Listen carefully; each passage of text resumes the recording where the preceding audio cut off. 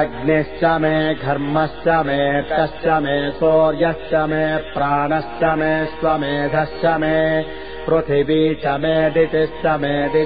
मे द्यौश्च मे शक्वरीरङ्गुलयोदिशश्च मे यज्ञेन कल्पन्तामृश्च मे साम च मे सोमश्च मे यजुश्च मे दीक्षा च मे तपश्च मरुतुश्च मे व्रतम् च मे होरात्रयोर्वृष्ट्या बृहद्रथन्तरे च मे यज्ञेन कल्पेताम् गर्भाश्च मे वत्साश्च मे त्रविश्च मे त्रवी च मे दित्यवाश्च मे दित्यौही च मे पञ्चाविश्च मे पञ्चावी च मे त्रिवत्सश्च मे त्रिवत्सा च मे तुर्यवाच्च मे तुर्यौही च मे पस्थवाच्च मे पस्थौही च मे कुक्षा च मे वशा च मरुषभश्च मे वेहश्च मे नड्वाञ्च मे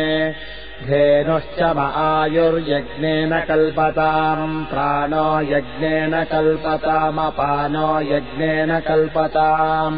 व्यानो यज्ञेन कल्पताम् चक्षुर्यज्ञेन कल्पतागुश्रोत्रम् यज्ञेन कल्पताम् मनो यज्ञेन कल्पताम् वाग्यज्ञेन कल्पतामात्मा यज्ञेन कल्पताम् यज्ञो यज्ञेन कल्पताम्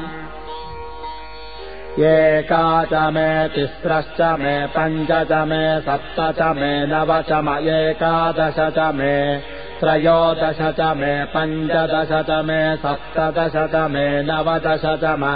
एकविगुञ्जतिश्च मे त्रयोविगुञ्जतिश्च मे पञ्चविगुञ्जतिश्च मे सप्तविगुञ्जतिश्च मे नवविगुञ्जतिश्च म एकत्रिगुञ्जश्च मे त्रयस्त्रिगुंशश्च मे चतस्रश्च मे ष्टौ च मे द्वादश च मे षोडश च मे विगुंशतिश्च मे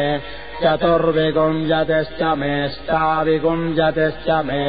द्वात्रिगुंशश्च मे षट्त्रिगुंशश्च मे चत्वारिगुंशश्च मे चतुश्चत्वारिगुंशश्च मे ष्टाचत्वारिगुंशश्च मे वाजश्च प्रसवश्चापिजश्च क्रतुश्च सुवश्च मूर्धा च व्यश्नियश्चान्त्यायनश्चान्तश्च भुवनश्च भुवनश्चाधिपतिश्च